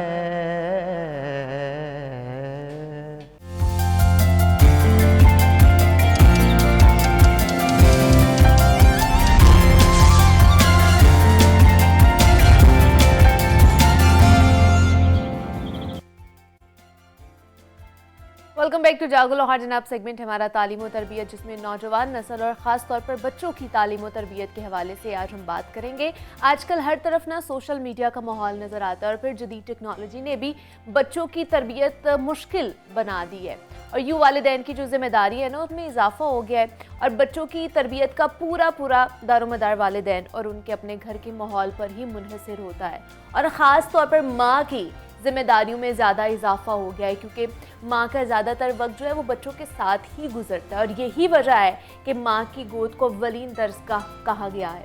और वालिदैन को चाहिए कि वो अपने बच्चों पर खसूसी नज़र रखें, उनकी तमाम तर एक्टिविटीज़ को मॉनिटर करें कि वो क्या कर रहे हैं. और बाज़ औक़ात हम देखते हैं कि बच्चा स्कूल और इर्द गिर्द के अपने माहौल से किसी बात पर परेशान हो जाता है और वो परेशानी बढ़ते बढ़ते नफ्सियाती मसाइल की भी वजह बनती है और अगर उनको बर वक्त ना सुलझाया जाए तो अक्सर ख़तरनाक नताइज का सामना भी हमें करना पड़ता है. और एक ही ऐसा वाक़या हमारे सामने आया है कि जब हैदराबाद के इलाके कासिमाबाद के निजी स्कूल में नौजवान तालिबा की असरार मौत हुई और कहा यूँ जा रहा है कि शायद उसने ख़ुदकुशी की है क्योंकि सीसीटीवी फुटेज में भी बच्ची को जो स्कूल की दीवार है उस पर चढ़ते हुए देखा गया और उसके बाद उसके स्कूल से एक लेटर भी मिला है जिसमें उसने ख़ुदकुशी की वजह घर वालों का, ख़ास करके अपने वालिदैन का रवैया बताया है. और बच्ची ने अपने ख़त में ये शिकवा किया है कि उसके वालिदैन ने बहन को तबीयत ख़राब होने की वजह से ट्यूशन नहीं भेजा और जब उसने अपने सर में दर्द का बताया तो ज़बरदस्ती उसे भेजा गया और वो दूसरे बहन भाइयों पर ज़्यादा ध्यान देते हैं. जबकि उसने ये भी लिखा और अपने वालिद से उसने शिकायत करते हुए लिखा कि जब भी वो उनसे बात करने जाती थी या उनसे कोई शिकायत करने जाती थी ना तो उनकी बात सुनने के बजाय उसे डांट दिया जाता था और सख्ती से उसे मना कर दिया जाता था. और जो बच्ची है उसका नाम मोमिना बताया जा रहा है और सिर्फ 11 साल की बच्ची थी जो ख़ुदकुशी की नौबत तक पहुंच गई है, जिसने अपनी ज़िंदगी अपने हाथों से ख़त्म कर दी है. तो ऐसा क्या प्रेशर होगा उस बच्ची के ऊपर जिसकी बना पर एक मासूम बच्ची को इतना इंतहाई कदम उठाना पड़ा है. इस पर आज हम बात करेंगे. हमारे साथ इस वक्त मौजूद हैं इन स्टूडियोज़ हैं डॉक्टर सदाकत अली हैं, माहिर नफ्सियात हैं और उनके साथ आज हमें ज्वाइन किया है रज़ा रहमान साहब हैं, माहिर तालीम हैं. डॉक्टर साहब आपको भी वेलकम कहती हूँ जागो लाहौर में और रज़ा साहब आपको भी वेलकम कहती हूँ जागो लाहौर में. डॉक्टर साहब, सबसे पहले तो आप ही से जानना चाहूँगी जो एक दिलसोज़ वाक़या पेश आया है और इस तरह के बेतहाशा वाक़यात हमारे सामने आते हैं और कुछ ऐसे वाक़यात हैं जो रिपोर्ट भी नहीं होते हैं. तो ये क्या नफ्सियाती मसाइल हैं, ये किस तरह का प्रेशर होता है बच्चों के ऊपर कि मतलब एक 11 साल की बच्ची है और उसने कितने शिकवे शिकायत की हैं अपने वालिदैन के साथ, उनके रवैयों के बारे में बताया. तो क्या ऐसा प्रेशर होगा कि एंड पे उसने ख़ुदकुशी कर ली है? ये बच्चों में मूड और मिजाज के नए मसाइल हैं जो दुनिया भर में उभर के सामने आ रहे हैं और ख़ास तौर पर तरक्की याफ्ता ममालिक में ये मसला और भी ज़्यादा है. और बच्चों का ख़ुदकुशी की तरफ माइल हो जाना 12 से 24 साल की उम्र के दरमियान, ये ज़िंदगी खो देने की दूसरी बड़ी वजह ये है ख़ुदकुशी वाला मामला. और जो तरक्की पजीर ममालिक हैं जैसे हमारा मुल्क है तो यहाँ अभी ये मसला उतना उभर के सामने नहीं आया, इसलिए बहुत अचंभे की बात नज़र आती है जब हम टीवी पर कोई ऐसी खबर देखते हैं. लेकिन वेस्ट में और अमेरिका में तो ये मसला बहुत ही खुल के सामने आया है कि जो बच्चे टीनेजर हैं वो बहुत ज़्यादा मूड की ख़राबी का शिकार हो जाते हैं, डिप्रेशन में चले जाते हैं और उनके अंदर ऐसे केमिकल अबंडेंट बन जाते हैं जो कि मौत की तरफ उनको पुश करते हैं. अच्छा, इसमें बड़ी वजह तो अंदर की बीमारी है जो कि मूड की बीमारी है जिसे डिप्रेशन कहते हैं. और उसमें अब पहले ये जाके बड़ी उम्र के लोगों को होती थी लेकिन अब उम्र गिर रही है क्योंकि शऊर ज़्यादा आ रहा है, बच्चों को अवेयरनेस ज़्यादा है. आज का 10 साल का बच्चा बहुत कुछ सोचता है जो पहले 25 साल का नौजवान नहीं सोचता था. लेकिन बहरहाल जो इन्वायरमेंटल फैक्टर्स हैं जैसे वालिदैन और औलाद का आपस में इंटरेक्ट करना, उसमें बड़ी बातें हैं जिनको बेहतर बनाया जा सकता है जो ट्रिगर करती हैं चीज़ें. کیونکہ والدین بچوں کو چھوٹا سا سمجھ کے ان کے سائز چھوٹا دیکھ کے تو ڈسیپشن میں چلے جاتے ہیں کہ خیر ہے ان کو کچھ بھی کہا جا سکتا ہے، جب تک یہ بڑے نہیں ہوتے ان کی بےزتی کی جا سکتی ہے۔ تو ایسا نہیں ہے، ایسا نہیں کیا جا سکتا۔ بچے پورا محسوس کرتے ہیں، وہ پورے انسان ہوتے ہیں، صرف ان کا سائز چھوٹا ہوتا ہے۔ اور آج کل کے بچے تو چونکہ بہت چھوٹی عمر میں ان کا انٹرنیٹ سے واسطہ پڑتا ہے اور وہ بہت آگاہی حاصل کرتے ہیں زندگی کے بارے میں، پھر ان کی بہت خدشات ہوتے ہیں، تحفظات ہوتے ہیں زندگی کے بارے میں۔ کبھی وہ اپنے ماں باپ کو لڑتے ہوئے دیکھتے ہیں تو وہ دور تک سوچنے لگتے ہیں کہ ہمارے ماں باپ اگر علیحدہ ہو جائیں گے جیسے کہ یہ دھمکیاں دیتے ہیں ایک دوسرے کو تو ہمارا کیا بنے گا۔ تو بنیادی اس میں جو میتھڈز ہیں والدین کے، جنہیں ہم کہہ سکتے ہیں کہ پیرنٹس کے کلینکل میتھڈ، جیسے ڈاکٹرز کے میتھڈز ہوتے ہیں کسی ڈائگنوسس کے لیے یا ٹریٹمنٹ کے لیے، تو اب اس طرح کی پیرنٹنگ نہیں چلے گی جو کہ ہمیشہ سے چلتی تھی۔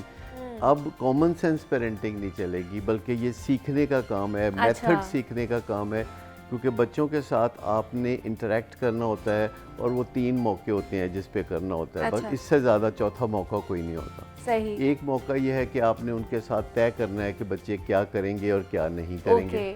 دوسرا موقع ہے کہ اگر بچے آپ کے کہنے کے مطابق وہ کرتے ہیں تو آپ نے اپریشیٹ کرنا ہوتا ہے، اور اگر وہ آپ کے کہنے کے مطابق نہیں چلتے تو آپ نے انہیں نظر ثانی کے لیے کہنا ہوتا ہے۔ ٹھیک ہے، تو اب یہ 3 موقع ہیں جن میں یہ خیال رکھنا بہت ضروری ہے کہ جب آپ بچوں سے بات کریں یا فار دیٹ میٹر کسی سے بھی بات کریں تو اس کے احساس کو مجروح نہ کریں، یعنی اسے بری فیلنگ نہ دیں، ہو سکے تو اچھی فیلنگ دیں۔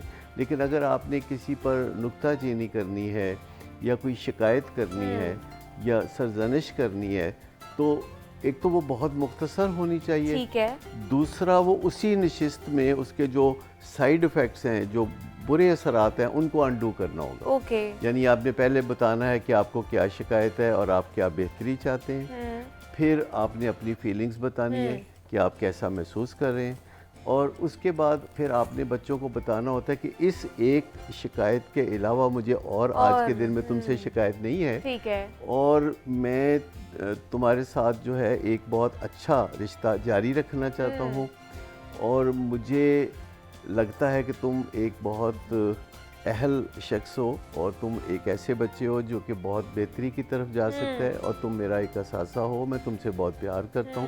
پھر بچوں کو چھونا، اگر ہم بچوں کو چھوتے نہیں ہیں، اپنے بچوں کو اگر ہم پیار کا اظہار گلے سے نہیں ہاں، لگاتے، اگر ہم انہیں چھوتے نہیں ہیں تو انہیں لگتا ہے کہ ہمیں پیار نہیں کرتے ہیں، ہاں۔ اور بچوں کے ساتھ اپنے جذبات کا اظہار کرنا، یہ ان کو سکھانے والی بات بھی ہے کہ جذبات کا اظہار کرتے کیسے ہیں۔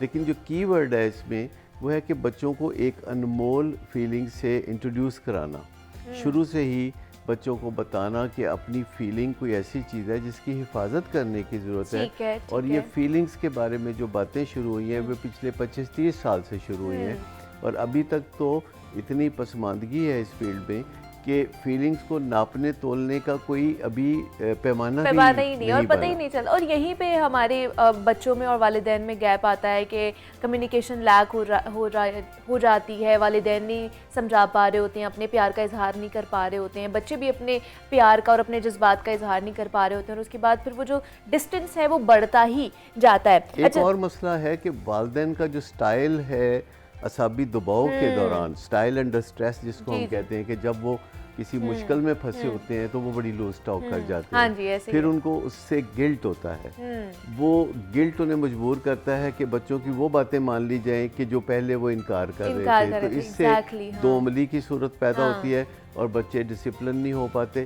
والدین کو چاہیے کہ بچوں کے ساتھ بھی اس طرح بات چیت کرے احتیاط سے جیسے گھر کے باہر ہم اجنبیوں سے یا معزز لوگوں سے بات کرتے ہیں، اچھے طریقے سے بات کرتے ہیں۔ اچھا رضا صاحب، یہ سارے واقعات ہیں جو ابھی جس کو میں نے ایڈریس کیا ہے کہ حیدرآباد میں جو واقعہ پیش آیا ہے، اس میں جو اسکول انتظامیہ ہے، جو سٹاف ہے، ان کا کیا کردار بنتا تھا کہ ان کو پتہ ہی نہیں چلا کہ بچی دیوار پہ چڑھ گئی اور اس نے خودکشی کر لی ہے، تو ان کی طرف سے بھی کتنی ایک لیک ان کی چیزوں میں آ رہا ہے کہ ان کے پتہ ہی نہیں ہے کہ ان کے بچے کیا کر رہے ہیں۔ جی، بڑا دل سوز واقعہ ہے اور سن کے بڑا افسوس ہوا ہے، اور بالکل مینجمنٹ کا بڑا اہم کردار ہوتا ہے کسی بھی ادارے کی کہ وہاں کی ساری مینجمنٹ کو، ڈسپلن کو برقرار رکھا جائے، اور یہ ان کی ذمہ داری تھی کہ بچی کی پوری نگرانی کی جاتی، اور وہاں پہ ٹیچرز موجود ہیں، سٹاف موجود ہے، سب عملہ موجود ہے، کیمراز لگے ہوئے ہیں، تو پھر آپ کو چاہیے تھا کہ कोई भी बच्चा कोई ऐसी हरकत करने लगा है तो फौरी आपके नोटिस में आ जानी चाहिए थी और उसको उससे रोका जा सकता था। और देखिए जैसे अभी डॉक्टर साहब ने बहुत सारी बातें साइकोलॉजी के ऊपर बताई ना, और बच्चे की नफ्सियात टीचर्स से बेहतर यानी कम लोग होते हैं जो समझ पाते हैं, वालिदैन भी बहुत कम हैं जो बच्चे को पूरी तरह नफ्सियाती तौर पे समझ सकें। तो टीचर को बहुत सारी चीज़ों की पहले ही वाइब्स आ जाती हैं कि बच्चे के अंदर क्या चीज़ें नई उभर रही हैं, क्या पॉजिटिविटी आ रही है, क्या नेगेटिविटी आ रही है। तो मुझसे अगर पूछा जाए तो मैं तो बाज़ का ये सोचता हूँ कि शायद उस क्लास टीचर को ही इस चीज़ को नोट कर लेना चाहिए था कि इस बच्ची के अंदर जो चेंजेस आ रही हैं उसकी रीज़न क्या है। और हमारे अमूमी तौर पे स्कूल्स में अक्सर जब मीटिंग्स होती हैं तो हम वालिदैन को ये बात ज़रूर बावर कराते हैं कि आपके बच्चे के अंदर ये चेंजेस आ रही हैं। अच्छा। और इन चेंजेस के लिए आप ये रेमेडीज़ इस्तेमाल करें। सही। और आप ये रेमेडीज़ अगर आप फ़र्ज़ करें सख्ती करते हैं बच्चों के ऊपर तो उसका कोई और ऑल्टरनेटिव सोल्यूशन दे दिया जाता है। उनको किसी तरह से हम इनडायरेक्टली वेज से बच्चों की रहनुमाई करने की कोशिश करते हैं कि आप अगर बच्चों के साथ इस तरह इस मैटर को टैकल करेंगे तो बेहतर होगा। लेकिन एक बात यहाँ पे वालिदैन को और हम सबको ये समझनी चाहिए कि ये 21वीं सदी है और ये 21वीं सदी की जो ट्रेनिंग है वो 21वीं सदी के तकाज़ों के मुताबिक होनी चाहिए। हाँ। अगर आज का आप कोई भी चीज़ देख लीजिए, आज से 20 साल 30 साल पुराना आप टीवी देख लें, आज की एलईडी देख लें, गाड़ी देख लें, आज की गाड़ी देख लें, बिल्कुल ऐसे ही। हर चीज़ देख लें, मोबाइल देख लें, आज का मोबाइल देख लें, कितना टेक्नोलॉजी के अंदर बूस्ट आ गया है। तो और बच्चों के पास जो फ्लडेड नॉलेज है वो कहाँ पे और हम कहाँ पे खड़े हैं, वालिदैन कहाँ पे खड़े हैं। और हम अगर वालिदैन ये समझते हैं कि हम अपने उसी नॉलेज के साथ इन बच्चों की ग्रूमिंग कर लेंगे, पेरेंटिंग कर लेंगे, तो ये गलतफहमी होगी। डॉक्टर साहब ने भी ये बात वाज़ेह की कि आपको ग्रूमिंग करनी पड़ेगी, आपको पेरेंटिंग के सारे टेक्स्ट आने चाहिए और आज के बच्चे के ऊपर उसको इम्प्लीमेंट करने के लिए आपको पढ़ना पड़ेगा, सीखना पड़ेगा, समझना पड़ेगा। हमारे माशरे में बहुत सारे लोग ऐसे हैं डॉक्टर साहब की तरह के जो लोगों को ये बातें बता रहे हैं, समझाना चाहते हैं और उनको इस तरफ राग़िब करना चाहते हैं कि अगर आपने बच्चों की पेरेंटिंग करनी है तो ये नॉर्म्स को इस्तेमाल करें और बच्चे को ऐसे टैकल करके आप अपने डिज़ायर रिजल्ट हासिल कर सकते हैं। तो ये बात समझना ज़रूरी है कि ये बच्चा 21वीं सदी की टेक्नोलॉजी का हिस्सा है, तो इसके पास बहुत नॉलेज है, बहुत इन्फॉर्मेशन है और इस बच्चे को आप अपने वो पुराने मामलात अपनी पुरानी सोच के मुताबिक टैकल करेंगे तो ये टैकल नहीं होगा। ये जो सुसाइड का मामला हुआ ना, ये देखें ये लास्ट स्टेज है। हाँ जी। इससे पहले एक स्टेज होती है जहाँ बच्चा नशे में चला जाता है या कोई ड्रग्स लेना शुरू कर देता है। तो अगर हम उस चीज़ को अपने माशरे में देखें तो वो इस वक्त जो लास्ट डाटा आया था गवर्नमेंट ऑफ पाकिस्तान पंजाब ने ही वो इशू किया कि तकरीबन कॉलेजेस में और हाई स्कूल्स में 50% बच्चे ड्रग्स लेते हैं। तो वो इन्हीं नफ्सियाती प्रॉब्लम्स की वजह से, पेरेंट्स के मामलात की वजह से, इग्नोरेंस की वजह से, डिप्रेशन की वजह से, एंजाइटी की वजह से वो ड्रग्स ले रहे हैं। तो इसी तरह अच्छा ये सिर्फ कॉलेज और हाई स्कूल तक नहीं रहा, ये अब छोटे स्कूल में भी चला गया, स्कूल में भी पहुंच गया। ये इस कदर इस वक्त खतरनाक स्टेज पे खड़ा हुआ है कि इसको फौरी एड्रेस ना किया गया तो हमारे बच्चे बहुत तेज़ी से डिप्रेशन की तरफ जाएंगे। और आज तो हमें एक वाकया सुन रहे हैं ना जी सुसाइड का, आने वाले दौर में अल्लाह ना करे कि हमें इससे ज़्यादा सुनने पड़े, अल्लाह रहम करे। तो इसलिए वालिदैन को अपनी सबसे जो इम्पोर्टेंट चीज़ है ना, वालिदैन को अपनी जो ग्रूमिंग करने का स्टाइल है, पेरेंटिंग का स्टाइल है, वो चेंज करना पड़ेगा। अच्छा, पेरेंट्स टीचर मीटिंग पे जिस तरह बात की कि वालिदैन आते हैं और उनको एड्रेस किया जाता है, किस तरह की एक्टिविटीज़ आपका बच्चा इन्वॉल्व है? क्योंकि टीचर्स को जैसे आपने कहा कि वो उनको भांप जाते हैं कि बच्चा किन चीज़ों में इन्वॉल्व है, लेकिन क्या पेरेंट्स टीचर मीटिंग पे आ रहे होते हैं वालिदैन? देखिए हाँ, पेरेंट्स टीचर मीटिंग बड़ी कामयाब रहती हैं बहुत सारे स्कूल्स की। मैं तो जिनको भी यहाँ भी देखता हूँ अपने आप को भी, तो वालिदैन बड़े गौर से समझते हैं इन चीज़ों को। लेकिन मामला ये है कि 2-3 क्लासेस हैं हमारे यहाँ पे। अच्छा। एक वो क्लास है, एक मिडिल क्लास है। मिडिल क्लास हर वक्त इस शौक में होती है, इस सोच में होती है कि हम ग्रो करें, हम आगे बढ़ें। एक वो क्लास है जो अपर क्लास है। अपर क्लास के जो प्रायोरिटीज़ हैं वो और हैं। अपर क्लास में जो दोनों वाक़यात हुए हैं, वो नशे वाला बच्ची का और जो ये बच्ची का वाक़या हैदराबाद वाला हुआ है, ये एलीट स्कूल्स के वाक़यात हैं। उनके पेरेंट्स के मसाइल और हैं। उनके पेरेंट्स के मसाइल ऐसे हैं जो बच्चे को इग्नोर करना या बच्चे के साथ बात ना करना, उसको सेटिस्फाई ना करना, दोनों में डिफरेंशिएट करना शुरू कर देना, कंपटीशन डेवलप कर देना। घर में कैसे कंपटीशन हो सकता है कि उसके नंबर ज़्यादा हैं और अपने बच्चों में कैसे कर रहे हैं? मैं एक बात हमेशा कहा करता हूँ कि अपने अंदर कॉम्पिटेंस पैदा करें। अगर आपके अंदर कॉम्पिटेंस है ना तो कोई आपका कंपेटिटर नहीं हो सकता। तो अपने बच्चों को ये बात बताएं कि कॉम्पिटेंस पैदा करें। अगर कॉम्पिटेंस आ गई, दुनिया में कोई भी आपका कंपेटिटर ही नहीं हो सकता। आप हर काम को करने की सलाहियत हासिल बिल्कुल ऐसे ही है, बिल्कुल ऐसे ही है। और जिस तरह हम जनाब पेरेंटिंग पे बात कर रहे हैं तो डॉक्टर साहब की 2 किताबें भी आई हैं। एक है जनाब अनमोल माँ और तगड़ी माँ और दूसरा है अनमोल बाप मीनारे नूर। तो ये 2 किताबें हैं मेरे ख्याल से पेरेंटिंग के हवाले से। ये डॉक्टर साहब ये इनको हम क्लिनिकल मेथड्स कहते हैं। अच्छा। कि डिफरेंट सिचुएशंस में कैसे एक ढांचा सा बना हुआ है कि उसके अंदर रहते हुए 1 मिनट के अंदर अंदर अपने बच्चे से बात करनी है, क्योंकि लंबी बात से मूड खराब तर होता चला जाता है اور پھر ہم اس کو وہیں چھوڑ کے اپنی زندگی میں مگن ہو جاتے ہیں، اور اگلی دفعہ جب ملتے ہیں تو اندر ہی اندر رنجش بہت بڑھ چکی ہوتی ہے۔ تو رنجشیں جو ہیں یہ تازہ ہی ختم کر دی جائیں تو بہت آسان بھی ہوتا ہے۔ کیا بات ہے۔ اور بات آپ شروع کرتے ہیں تو آپ کو پتہ ہونا چاہیے کہ میں نے اتنا بگاڑنا ہے جتنا کہ میں ابھی ہی ٹھیک کر لوں، اور بات کو وہاں تک نہیں لے کے جانا چاہیے جس میں بعد میں آپ کو تشویش ہو یا پھر آپ کو گلٹ ہو، اور آپ پھر اپنے دل کو سنبھالنے کے لیے بچے کی منفی بات بھی آپ ماننے لگتے ہیں، اور بچوں کو پھر پتہ چل جاتا ہے انکانشیسلی کہ جب تک ہمارے بچے ہماری بےعزتی نہیں کرتے ہماری بات بھی نہیں مانتے، تو پھر وہ کوشش کر کے بےعزتی کروا بھی لیتے ہیں تاکہ پھر ان کی بات مانی جائے۔ تو یہ جو ایک پہلو اور ہے کہ بچوں کے درمیان ڈسکریمنیشن کا، یہ زیادہ تر بچوں کا ہی وہم ہے۔ اچھا، بہت زیادہ یہ ہر گھر میں آپ دیکھیں گے کہ بچے ماں باپ سے یہ شکایت کرتے نظر آتے ہیں کہ کسی خاص بہن بھائی کو وہ زیادہ پیار دیتے کیا ہیں یا جاتا کچھ ہے۔ ایسا ہوتا ہے۔ یہ کوئی بہت بڑا مسئلہ ہے نہیں، جو بچے بناتے ہیں تو ان کو اچھے طریقے سے سمجھا دینا چاہیے کہ آپ کا جو رشتے کا ہمارا تقاضا ہے وہ ایک جیسا ہے، اور ہمارے ذہن میں ڈسکریمنیشن نہیں ہے۔ چلیں جی، یہ دونوں کتابیں آپ ضرور پڑھیے گا، اور میرے خیال سے پیرنٹنگ کے جتنے بھی تقاضے ہیں آپ کو اس میں مل جائیں گے، اور آپ اچھے طریقے سے اس پر عمل درآمد کر کے اپنے بچوں کے ساتھ اچھی زندگی گزار سکتے ہیں۔ ڈاکٹر صداقت علی صاحب ہمارے ساتھ موجود ہیں۔ ڈاکٹر صاحب بہت شکریہ آپ کے وقت کا کہ آپ یہاں پر آئے، اور جناب رضا الرحمان صاحب نے بھی ہمیں جوائن کیا تھا۔ رضا صاحب آپ کا بھی بے حد شکریہ، اور جناب امید کرتے ہیں کہ آج کا پروگرام آپ کو پسند آیا ہوگا، اور مجھے اب آپ نے اجازت دینی ہے، کل آپ سے دوبارہ ملاقات ہوگی، تب تک کے لیے اللہ حافظ۔